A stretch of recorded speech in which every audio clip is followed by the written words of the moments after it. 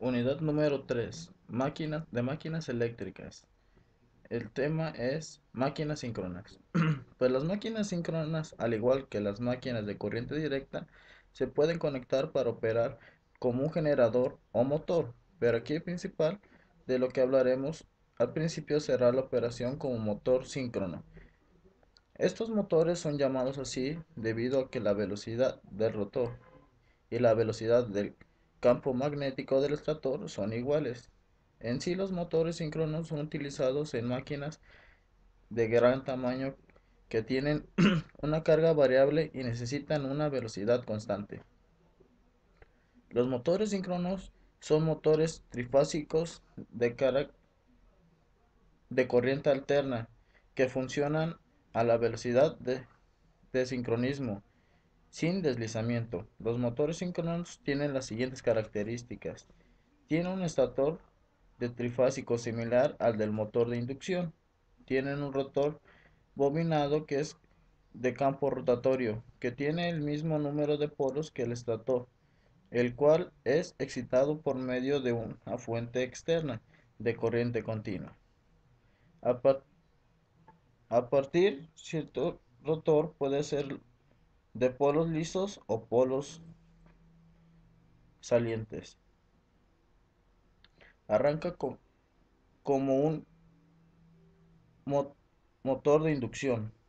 El motor síncrono tiene también un devanado tipo jaula de ardilla, también conocido como devanado amortiguador, que sirve para producir la fuerza de torsión para el arranque del motor. Las formas del arranque del motor trifásico son tres. Es arranque del motor por medio de una reducción de frecuencia eléctrica.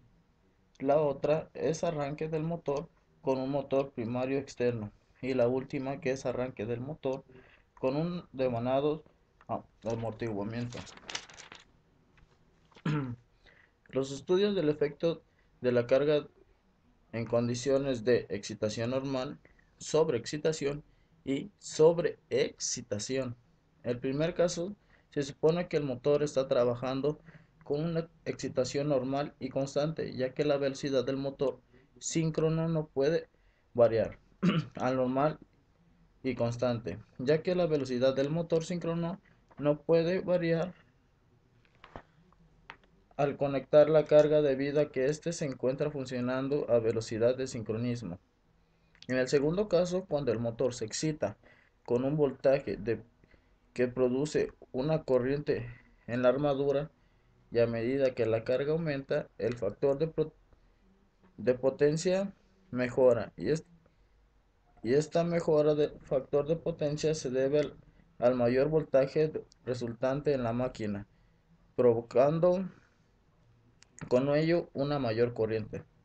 En este En este tercer y último caso, pasa cuando la carga es pequeña, el voltaje resultante tiene un pequeño desfasamiento y la corriente de la armadura se encuentra encuadrada. Y sin embargo, a medida que se suministra una mayor carga del motor, se observa cómo el ángulo de factor de producción mejora acercándose a la unidad. Ya que si realizamos una comparación de las tres casos de excitación, se tienen las siguientes conclusiones. Al aumentar la carga en la máquina, la corriente de armadura aumenta independientemente del tipo de excitación. Cuando el motor síncrono se opera con sobreexcitación o sobreexcitación, al aumentar la carga, el factor de potencia tiende a la unidad.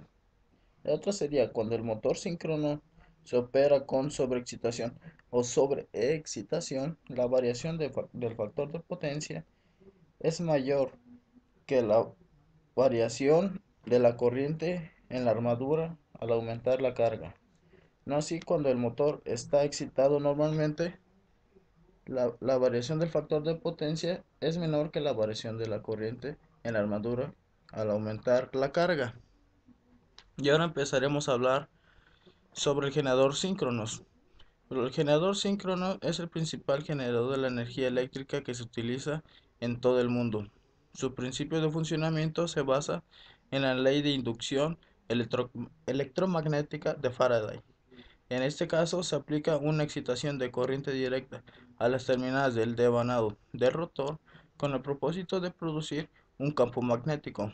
Posteriormente, el rotor del generador se hace girar mediante un motor primario, dando como resultado la producción de un campo magnético rotatorio en la máquina. A su vez, este campo magnético induce en el devanado del extractor voltaje de salida,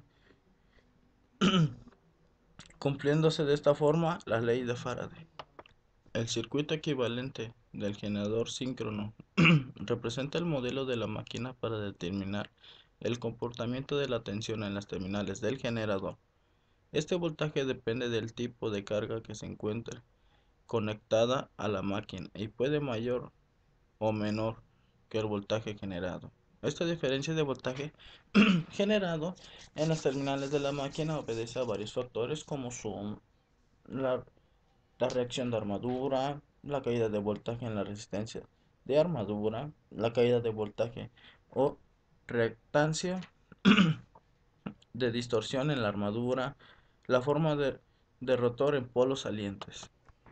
La regulación de voltaje de generador síncrono se define como la razón del cambio de voltaje en las terminales de la máquina desde el voltaje en vacío hasta plena carga.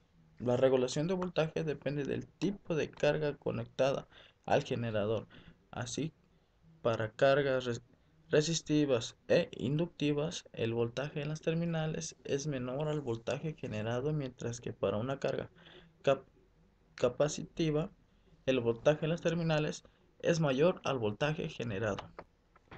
Pues a continuación les voy a presentar algunas de las razones por las cuales se conectan en paralelo los generadores síncronos. Dos o más generadores síncronos pueden abastecer una carga mucho mayor que un solo generador. Al tener varios generadores síncronos, aumenta la confiabilidad del sistema debido a la configuración que se tiene. En caso de que falle alguno de ellos, se puede abastecer esa carga con los demás generadores conectados. Al tener varios generadores síncronos, facilita el mantenimiento preventivo en cualquiera de ellos. En caso que se tuviera un solo generador para abastecer toda la carga y ésta no estuviera conectada al 100%, provocaría una baja eficiente de la máquina. En cambio, al tener varios generadores de menor capacidad, únicamente estaría trabajando aquellos que fueran necesarios.